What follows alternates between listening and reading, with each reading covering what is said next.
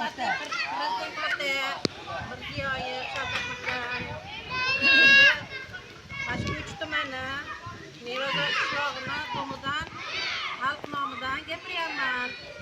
Bizda ilgari nechinchi yilda edi? 2000 qurilgandi. Hozir vaqtinchalik yopilgandi. O'sha ambulatoriyamizni mana qariyalar qiynalib, 4 kilometr, 5 kilometrga qatnab qiynalgani uchun qaytadan o'zimiz murojaat qilib, shuni qayta o'zimizga qaytarib berilsin degan tashabbus bilan ko'p chiqdik. Lekin buni hech qaysi boshliqlarimiz inobatga olmayapti. Prezidentimiz sizdan Viloyat hokimi ham, rayon hokimlari ham umuman quloq solmayapti. Tili bitta, yeb qo'ygan ulardan. Ochib bermayapti. Shuncha odam kelib, pul olib yeb qo'ygan. Narsa qilsa ham bitta fuqaroni chiqarishga kuchi yetmayapti. bitta fuqaro kirib o'tirib olganda Fuqaroni kirgizib o'tkazib qo'ygan, o'sha fuqaro chiqib ketmayapti. U hech qanaqa to'lov qilmayapti. Ya xullas bizga shu ambulatoriyamiz o'zimizga kerak. Biz qiynalyapmiz. Yosh bolalarimiz bor. Mana bunaqa nogironlar bor.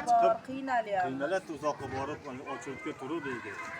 O'zimizda bo'lsa 5 qiynalmaydi. kilometrga chiqishimiz kerak kasal bo'lsak.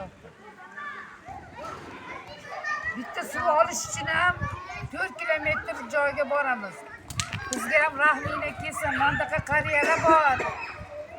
Ana odamlar yetib chiqa olmasdan o'lib ketyapti mahallamizda. Nima kerak? Tez yordam kelguncha o'lib qolyapti anayda. Bizga ham xalqqa kerak turmiz. Bizga ham murojaatimizni eshiting, iltimos. Hokim bog'ga chiqamiz, boshqaga chiqamiz, doktorlarga borganimizda ham ana mana deb pulni qilib bermaydi. Necha marta yordam so'rab yo boshqa qilsamiz ham biromatda hokim narsa eshitmagan, xalqqa bermaganlar. Mahalla komitetlarni olib qo'ygan, qayergadir nimalarni olib qo'yib ham ishtima qilmay yuraveradi.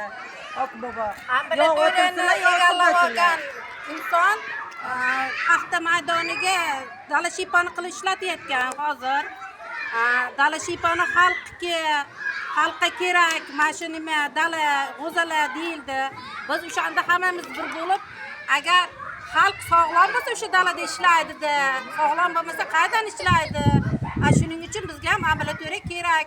To'g'ri, paxta ham kerak, paxta ham bizning boyligimiz. Lekin biz sog' bo'lsagina keyin ishlaymiz o'sha dalada. deb gapirib tushuntirsak ham tushunmay bo'shatib bermayapti. Hozir dala maydoni qilib olishgan ambulatoriyani.